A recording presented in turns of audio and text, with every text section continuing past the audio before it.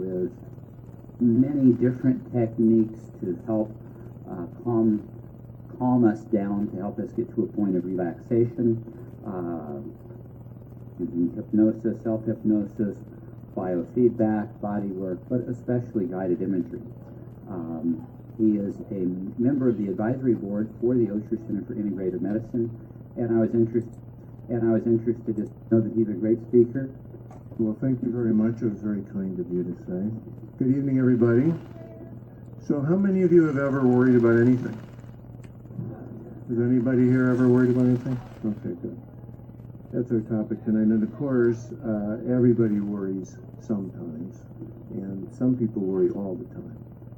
And if you're one of those people who finds themselves worried all the time, I think that you might get something very useful. I hope that you get something very useful out of tonight's talk. If you just worry intermittently, I hope you get something useful anyhow, but you probably don't need it quite as much. So I'm calling my topic tonight Worrying Well. And I'm still looking for a subtitle, but tonight we'll call it How to Use Your Brain to Relieve Anxiety and Stress and turn it into more desirable things like calmness and confidence. Worry, I think, gets a lot of bad press because we don't use it very well. And so when I call it Worrying Well, it's really about what is worry, how do we do it, what's the purpose of it, is it possible that worry has a positive function, which it does. Worry basically is an adaptive function. It's something that allows us to go over and over something in our minds in an attempt to solve a problem or resolve a situation. So I think that that's the adaptive. You know, we humans have been born with faculties in our brain that, as far as we know, don't belong to any other creature on Earth. And it has allowed us to, to come from being a pretty vulnerable prey animal on the African savanna to becoming the dominant creature on Earth. It's, we don't have many tools for survival. If you look at a human as an animal, we're pretty vulnerable. We don't run very fast. We don't have big teeth. We don't have big claws. We can swim a little bit, but not very well. We can't fly very well. So out there, without a lot of technology and on the African savanna, we are meat, basically. And we've got systems built into our system that we inherited from the development of other prey animals that lead to things like fight and flight response, which are adaptive in some situations and maladaptive in another.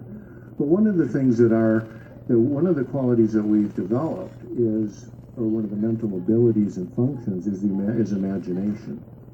I could really make a strong case that imagination is one of the key things, and maybe the key mental faculty that separates the human from all other forms of life. Imagination lets us remember things from the past.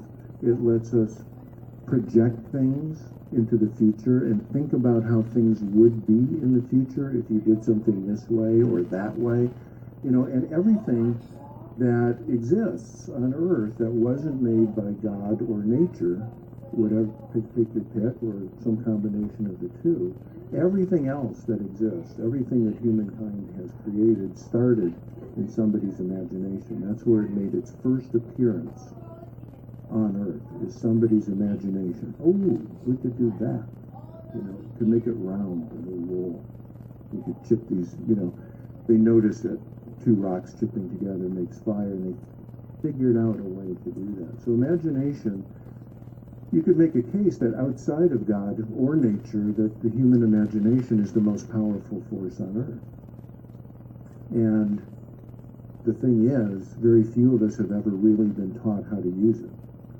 Most of our education, especially all the way through to higher education, is on using other mental faculties which also have made us very powerful. The ability to analyze, the ability to calculate, linear, logical, rational, scientific ways of thinking have also contributed to us being very powerful because they allow us to take the things that we imagine and make them real in a certain way. But a lot starts in the imagination. Worry is a function of imagination. If you didn't have an imagination, you wouldn't be worried. That's what lobotomies are about. And that's what certain medications are about. So we used to joke at our Academy for Guided Imagery, that if we could find a simple, non-toxic way to do an imaginectomy, we could resolve everybody's worry and stress problems. You just wouldn't be very worried.